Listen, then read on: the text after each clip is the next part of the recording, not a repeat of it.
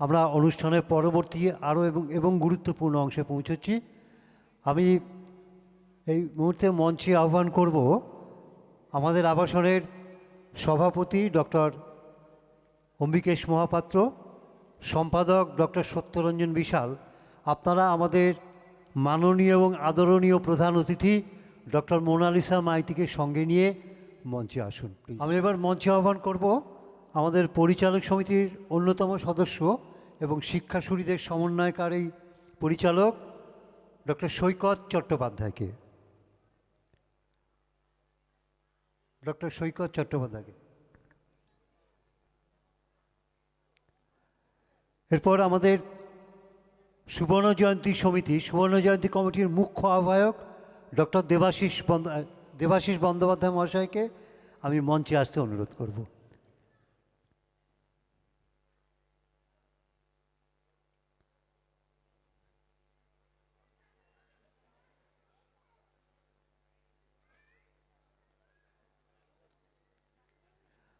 আর আমাদের শিক্ষা সুরিত কমিটির আহ্বায়িকা শ্রীমতী নমিতা মণ্ডলকে আমি অনুরোধ করব মঞ্চে আসন গ্রহণ করতে।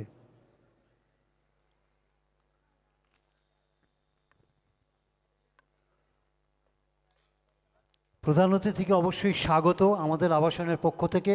দূর থেকে উনি আমাদের অনুরোধ রক্ষা করে এসেছেন।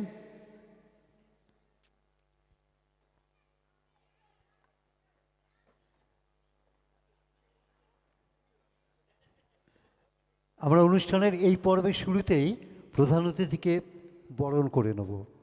তাকে বরণ করবেন আমাদের সভাপতি, আমাদের পরিচালন সমিতির সভাপতি ডক্টর অম্বিকেশ মহাপাত্র এবং আমাদের সম্পাদক ডক্টর সত্যরঞ্জন বিশাল যুগ্মভাবে ওনাকে সম্বর্ধনা জানাবেন।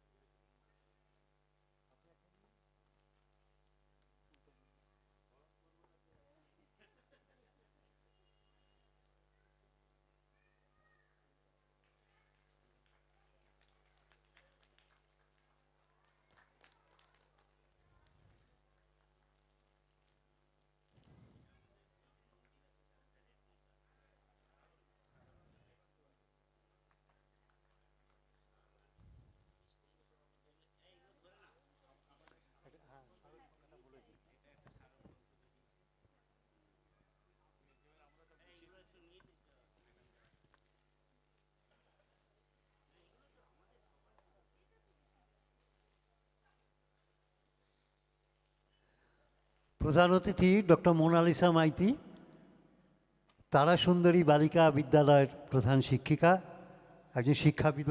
হ্যাঁ, ও তারা সুন্দরী বালিকা বিদ্যাভবন বিদ্যালয় এবং শিক্ষাসুরি উপসমিতির সমন্বয়কারী শ্রী সৈকত চ্যাটার্জি, তাদের সকলকেই আমি শুভেচ্ছা জানাই। আর শুভেচ্ছা এবং শ্রদ্ধা জানাই যারা আজকে আমাদের এই অনুষ্ঠানে উপস্থিত আছেন তাদের সবাইকে। 2022 সাল থেকে আমাদের আবাসনে যে কৃতি ছাত্রছাত্রীরা যারা মাধ্যমিক থেকে স্নাতকোত্তর স্তর পর্যন্ত উত্তীর্ণ হয়েছে তাদের সবাইকে আমরা সম্মান জানিয়ে এসেছি আমাদের এবং পিএইচডিও বটে। এবং এবছর অর্থাৎ 2024 সালের 1 ডিসেম্বর থেকে 2025-এর 30 ডিসেম্বর পর্যন্ত আমরা 11 জনের নাম পেয়েছি এই পুরস্কার দেওয়ার জন্য। সেখানে মাধ্যমিক স্তর থেকে আমরা পেয়েছি 5 জনের নাম, উচ্চ মাধ্যমিকে 3 জন এবং স্নাতক স্তরে 2 জন এবং স্নাতকোত্তর স্তরে 1 জন। এই 11 জনকে আমরা এবার সম্বর্ধনা দেব। আমরা আশা রাখছি যে উত্তরোত্তর এই সংখ্যাটা যেন আরও বেশি হয় এবং শিক্ষা সমিতি যেন তাদেরকে পুরস্কার দিয়ে তাদের স্বীকৃতি জানাতে পারে। নমস্কার।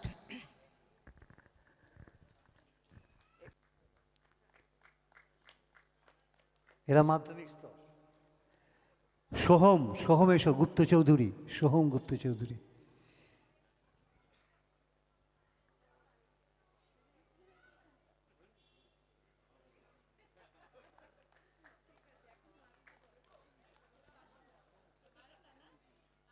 পৃথ্বীরাজ চৌধুরী।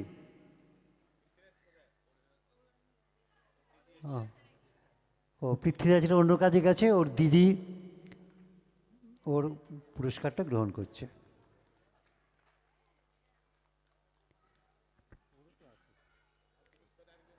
রিতম মণ্ডল এসো, রিতম মণ্ডল।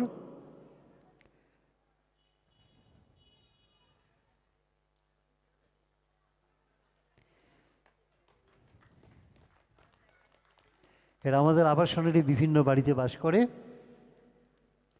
ধন্যবাদ। এরপরে আমি উচ্চ মাধ্যমিক স্তরে যে তিনজন আছো, আরশিয়া দেব, মনোনীপা মালিক এবং দেবারতী চৌধুরী।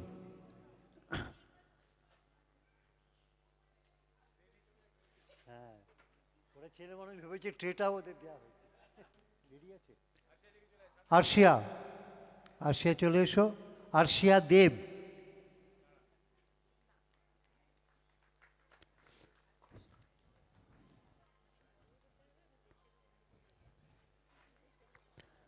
মনোনীপা মালিক, আয়। মনোনীপা মালিক আর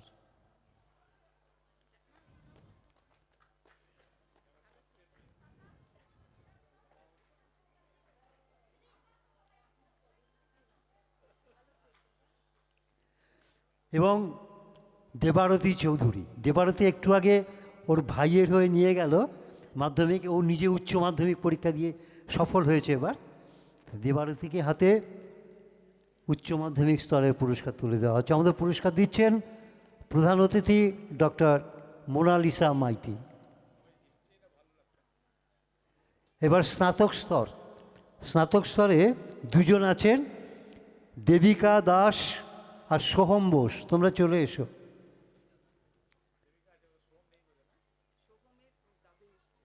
আচ্ছা, সোহমের যারা না থাকবেন, না বলছি, তাদের পরিবারের কেউ সোহম নাকি নেই, যদি না থাকে তার পরিবারের যদি কেউ থাকেন এসে তার পুরস্কারটা নিয়ে যান। দেবিকা, হ্যাঁ,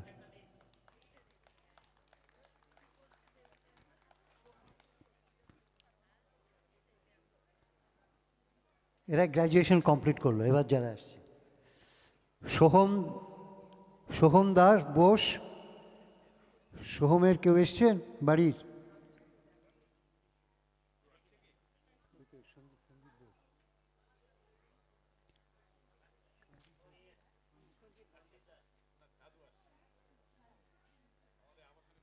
সোহম দাস নেই, তার পিতামহ শ্রী সঞ্জিত বোস, তিনি তার প্রিয় নাতির হয়ে পুরস্কারটি গ্রহণ করবেন।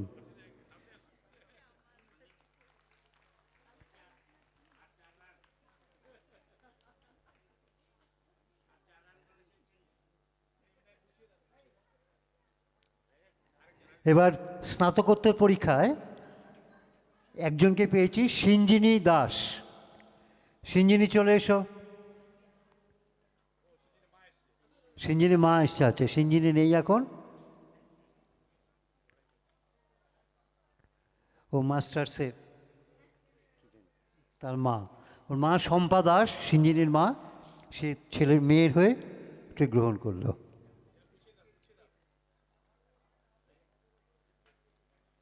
আমাদের ছাত্রছাত্রীদের, সফল ছাত্রছাত্রীদের পুরস্কার প্রদান শেষ। এবার আমরা যে কথা বলেছিলাম, আমরা সুবর্ণ জয়ন্তী যে লোগোর প্রতিযোগিতা করেছিলাম প্রতীক, তার পুরস্কার দেওয়া হবে। আমি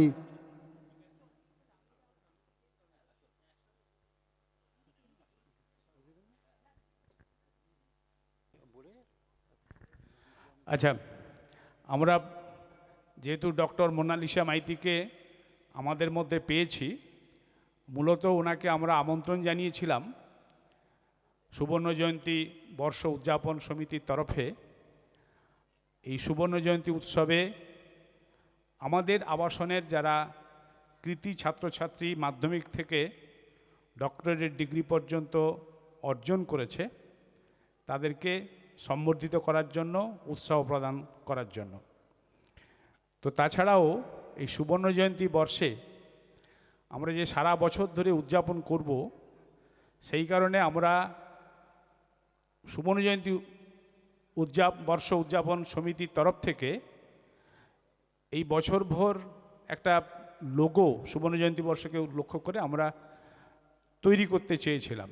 সেই তৈরি করার প্রয়াসে আমাদের সিদ্ধান্ত ছিল যে আবাসিকদের তরফ থেকে সবাই অংশগ্রহণ করুক, লোগোটা তৈরি করুক। সেই লোগোটার মধ্য থেকে কোনো একটি লোগোকে আমরা বেছে নেব। যে লোগোটি চূড়ান্তভাবে বেছে নেওয়ার পর্বে থাকবে তাকে আমরা পুরস্কৃত করব, বাকি সকলকে আমরা শংসাপত্র দিয়ে অভিনন্দন জানাবো। তো সেই কর্মসূচিটি আমরা এখনই করে ফেলতে চাই। তো আমরা যে আহ্বান জানিয়েছিলাম আবাসিকদের কাছে পরিবার পিছু একটি করে লোগো জমা দেওয়ার জন্য, সেটা হাতে হতে পারে, এআইকে ব্যবহার করে হতে পারে, কম্পিউটার জেনারেটেড হতে পারে। যাই হোক, সর্বশেষ আমরা 10টি লোগো পাই 10টি পরিবারের তরফ থেকে। তারপরে সমীর আইচ বিচারক তার মধ্য থেকে একটি বেছে দিয়েছেন, যিনি যারটা মানে চূড়ান্ত পর্যায়ে উত্তীর্ণ হয়েছে সেই লোগোটা বিভিন্ন জায়গায় ব্যবহার করা হচ্ছে, আপনারা সেটা দেখেছেন। তাকে আজকে আমরা এই মঞ্চ থেকে পুরস্কৃত করব এবং সেই পুরস্কার তুলে দেবেন আজকের দিনের যিনি প্রধান অতিথি হিসেবে উপস্থিত আছেন ডক্টর মোনালিসা মাইতি। তো পুরস্কৃত যাকে করা হবে তার আগে বাকি যারা 9 জন অংশগ্রহণ করেছেন তাদেরকে আমরা শংসাপত্র দিয়ে অভিনন্দন জানাবো। আমি তাদের নাম একে একে ডাকছি, তারা চলে আসুক এবং শংসাপত্র এবং একটি ফুল এবং একটি মিষ্টির প্যাকেট তুলে দেওয়া হবে। তুলে দেবেন ডক্টর মোনালিসা মাইতি। আমি প্রথমে ডাকছি বেদাংশী সাহা, C32। বেদাংশী সাহা যদি থাকে তাহলে একবার মঞ্চে চলে আসতে হবে, নাহলে তার পরিবারে কেউ বেদাংশী আসছে। এরপরে আদ্রিজা দাস, আমি নামগুলো ডেকে দিচ্ছি। এরপরে আদ্রিজা দাস, G26/3 বাড়ির নম্বর। তারপরে আদ্রিতা ভট্টাচার্য B76। তারপরে চলে আসুক, যদি আদ্রিতা ভট্টাচার্য না থাকে তার পরিবারে কেউ এসে গ্রহণ করার জন্য।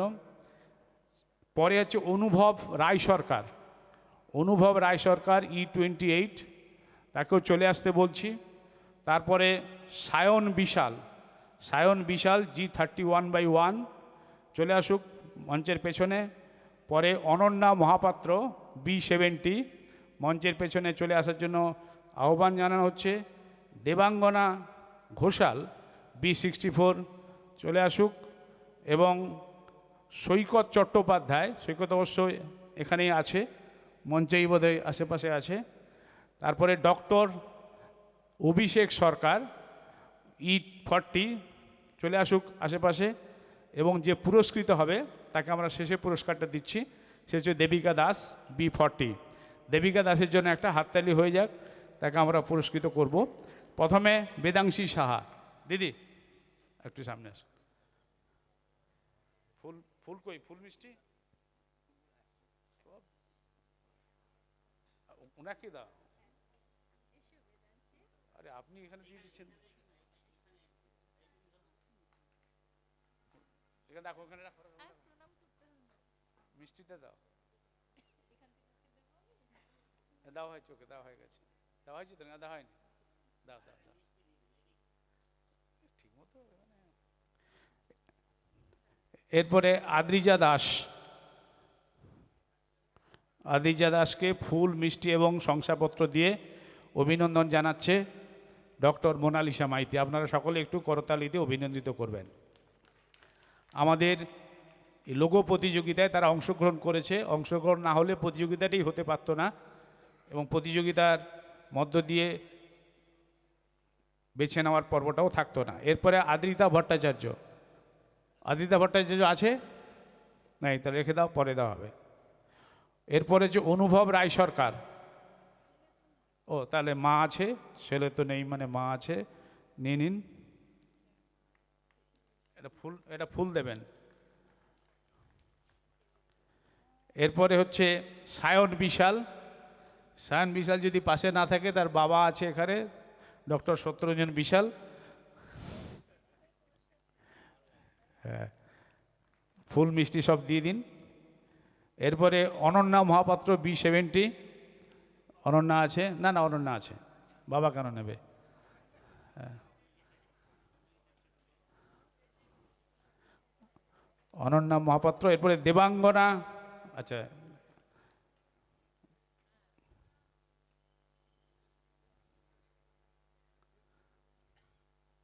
এরপরে দেবাঙ্গনা ঘোষাল।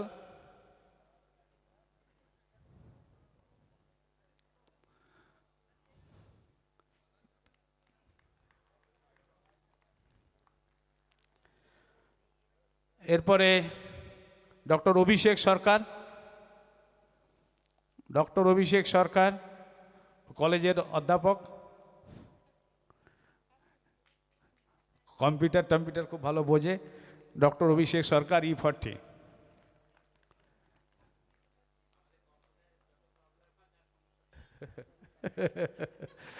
এরপরে হচ্ছে সৈকত চট্টোপাধ্যায়, আমাদের পরিচালন সমিতির সদস্য পদে, তরুণ প্রজন্মের প্রতিনিধি সৈকত চট্টোপাধ্যায়। এবং সবার শেষে আমি আমন্ত্রণ জানাবো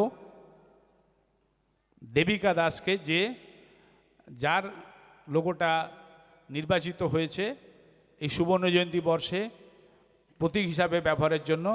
সেই দেবিকা দাস, তাকে এটি উপহারও দেওয়া হচ্ছে বাকি 3টি সামগ্রীর সঙ্গে। তো এর মধ্য দিয়ে আমাদের লোগো প্রতিযোগিতার শংসাপত্র এবং পুরস্কার দেওয়ার কাজ এখানেই শেষ হলো। আমি মাইক তুলে দিচ্ছি সঞ্চালক অমলদার কাছে। মাননীয় প্রধান অতিথি ডক্টর মোনালিসা নাইটকে অনুরোধ করব আমাদের সামনে ওনার বক্তব্য তুলে রাখতে। আমরা আরও সমৃদ্ধ হব আশা করি।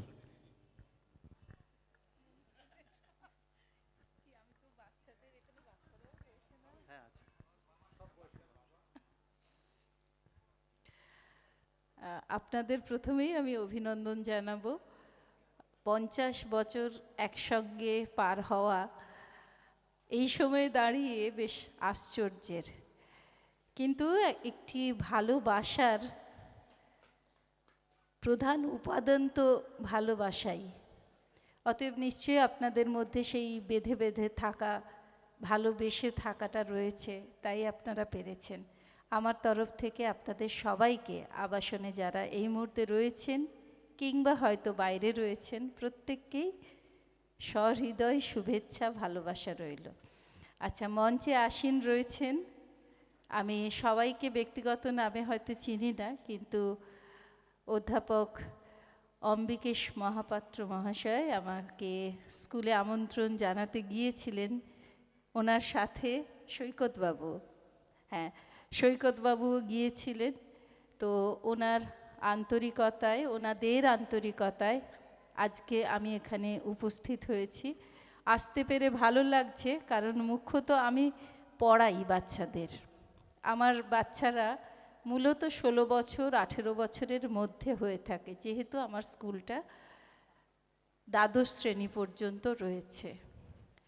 তো এখানেও সেরকম কিছু বাচ্চার স্পর্শ পেলাম এই মুহূর্তে মঞ্চে। আমি জানি মঞ্চের বাইরে হয়তো আরও অসংখ্য রয়েছে।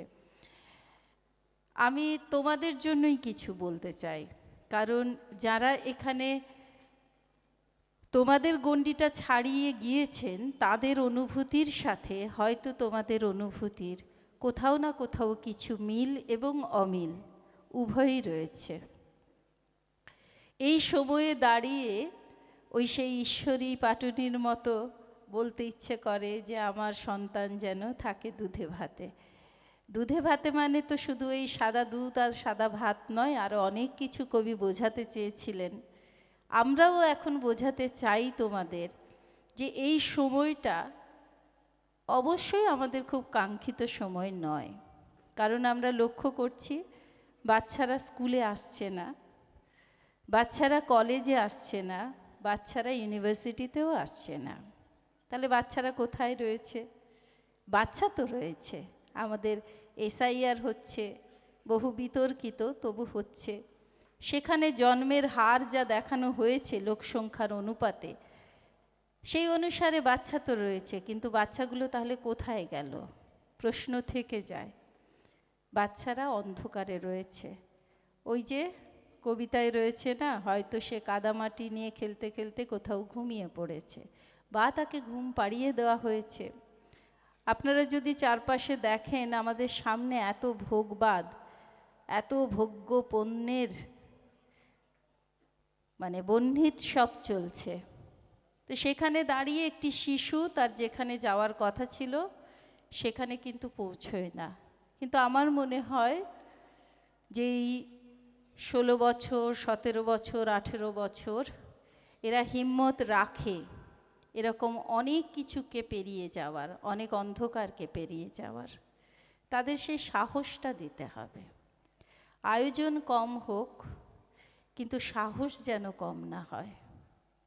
নইলে সামনে এরকমই দেখা যাবে, হয়তো মাস্টারমশাই রয়েছেন, স্কুল রয়েছে, কলেজ রয়েছে, ইউনিভার্সিটি রয়েছে, কিন্তু সেখানে যাদের আসার কথা ছিল তারা কোনো কারখানায় রয়েছে, কিংবা টোটো চালাচ্ছে, কিংবা আরও নিম্ন নিম্ন কিছু বৃত্তি। হয়তো আমি শুনছিলাম এই আবাসনে যারা রয়েছেন তারা পদাধিকার বলে অনেক উঁচু উঁচু পোস্টে কাজ করেন, বা কাজ করার সুযোগ পেয়েছেন, অর্জন করেছেন আমি বলবো। কিন্তু সেই অর্জনের জায়গাগুলো পরপর মেপে মেপে বন্ধ করে দেওয়া হচ্ছে। তাই আমি বলবো, যতই অন্ধকার আসুক, তোমাদের লক্ষ্য যেন স্থির থাকে। মনে রাখবে, আমাদের মহাভারতে আমরা শিখেছি যে একলব্যকে গুরু দ্রোণাচার্য কিন্তু রাজনীতি করেই ছাত্র হিসেবে গ্রহণ করেননি। তবুও একলব্য তার নিষ্ঠা দিয়ে সেই অন্ধকারকে পেরিয়েছিলেন।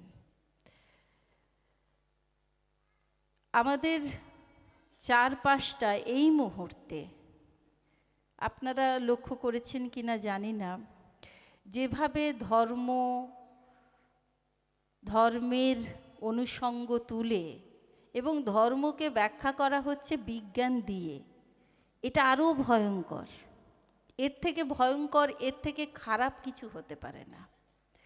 আমরা আমাদের ছোটবেলায় দেখেছি যারা ধর্মীয় কুসংস্কার মেনে চলতেন তারা বিজ্ঞানটা জানতেন না। কিন্তু এখন যেহেতু আমরা বিজ্ঞানমুখী হতে চাইছি, সেই কারণেই হয়তো সব কিছুর ব্যাখ্যা, কুসংস্কারগুলোর ব্যাখ্যাও দেওয়া হচ্ছে এখন বিজ্ঞানের আলোকে।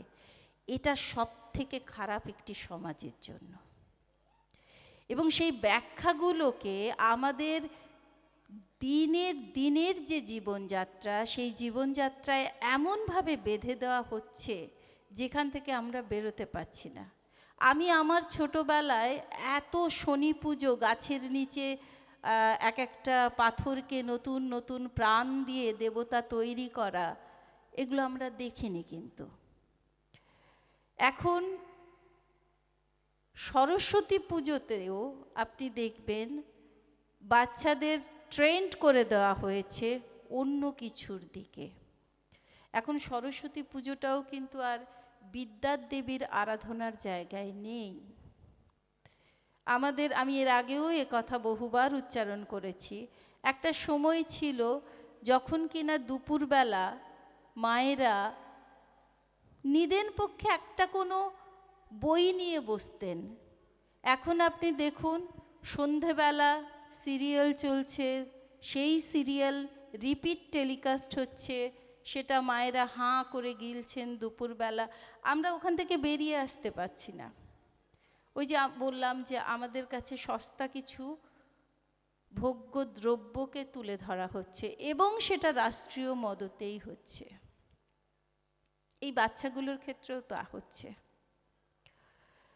কিন্তু আমি এটা তবুও বলবো, বারবার বলবো, যেমন কথায় আছে না যে সুস্থকে অসুস্থ 100 বার বললে সে অসুস্থ বোধ করে, তেমনি যা ঠিক নয়, যা ঠিক তার পক্ষেও কিন্তু আমাদের 100 বারই বলে তাকে সঠিক জায়গায় পৌঁছে দিতে হবে। আপনাদের মনে হতে পারে আমি অনেক জ্ঞান দিচ্ছি, কিন্তু জ্ঞান নয়, এগুলো না শিক্ষিকা হিসেবে খুব কষ্টের জায়গা থেকে বলছি। আমরা যখন দেখি যে আমরা যে বাচ্চাদের পড়িয়েছি সেই বাচ্চারা আমাদের থেকেও অনেক এগিয়ে, অনেক বেশি নম্বর নিয়ে তারা অর্জন করে তারা পাশ করেছে, অথচ তারা চাকরি পাচ্ছে না, তখন আমাদের সত্যি খুব কষ্ট হয়। এবং এই সময়ে দাঁড়িয়ে নিজের বেঁচে থাকার অর্থটাই আমরা তখন আর খুঁজে পাই না। তো চারপাশে এত হাহাকার, সেই বেদনাটা আর কোথায় রাখবো? ওই 18 বছরের নিচে যারা রয়েছে, যারা এখনো পারে লড়তে, নিজেদের গড়তে, তাদের কাছেই আরতি জানাবো। সেইটুকুই জানাচ্ছি যে যাই ঘটুক না কেন, শিক্ষা থেকে মুখ ফিরিয়ে নিও না, এবং যাই ঘটুক না কেন বিজ্ঞান মনস্ক হয়ে তোমার চারপাশ, তোমার প্রতিবেশীকে বিচার করো তার নিরিখে। কখনো ধর্মের এই সমস্ত মানে আজকে যারা আমাদেরকে ধর্ম শেখাচ্ছে তাদের কাছ থেকে ধর্ম শিখে কখনো তোমার প্রতিবেশীকে তুমি জাজমেন্ট করো না, সেটা অন্যায়, সেটা খারাপ। তোমাকে বিজ্ঞান নিয়ে পড়তে হবে এ কথা আমি বলছি না, কিন্তু বিজ্ঞান মনস্কতা দরকার, আর সেটা তোমরাই পারো। তোমরাই তো সেই আলোর রেখা, প্রবল অন্ধকারের মধ্যেও যাকে আমরা খুঁজি, মনে মনে তাকেই তো আমরা স্মরণ করি যে সেই আলোক আসুক এবং সমস্ত অন্ধকারকে ধুইয়ে দিয়ে যাক। যাই হোক, আগামী প্রজন্ম ভালো থাকুক, তাদের ভালো রাখার দায়িত্ব আপনাদেরও। আপনারা এই মুহূর্তে যারা আমাকে শুনছেন তাদেরও কিন্তু দায়িত্ব রয়েছে, সেই দায়িত্ব আমাদেরও তো পালন করতে হবে যথাযথ জায়গায়। ভালো থাকুন, সুস্থ থাকুন, আবার কখনো নিশ্চয়ই কথা হবে, দেখা হবে। নমস্কার।